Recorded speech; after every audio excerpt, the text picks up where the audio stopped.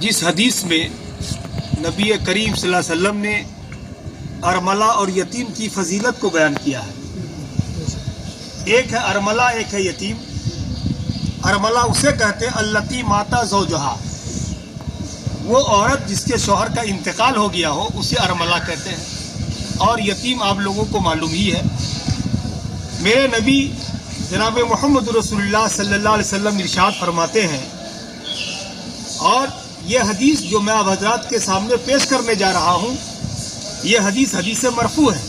میرے آقا ارشاد فرماتے ہیں کہ ایسا شخص جو بیوہ کی مدد کرے اور مسکین کی مدد کرے، یتیم کی مدد کرے، ایسی عورت جس کے شوہر کا انتقال ہو گیا ہو اس کی مدد کرے. السائی علی الارملہ والمسکین، یعنی دوڑنے والا، کوشش کرنے والا، مدد کرنے والا ارملہ کی اور مسکین کی. میرے آقا ارشاد فرماتے ہیں ایسے انسان کی فضیلت یہ ہے کہ گویا کہ وہ انسان اللہ کی راستے میں جہاد کر رہا ہے. کیا کر رہا ہے؟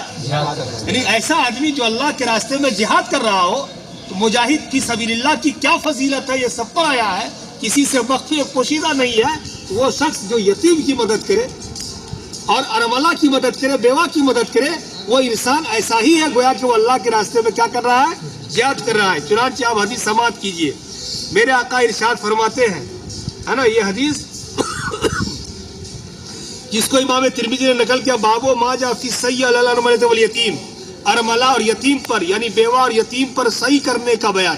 امام ترمذی فرماتے ہیں ہم سے حدیث بیان کیا انصاری نے، اور انہوں نے کہا ہم سے حدیث بیان کیا مان نے، اور انہوں نے کہا ہم سے حدیث بیان کیا مالک نے.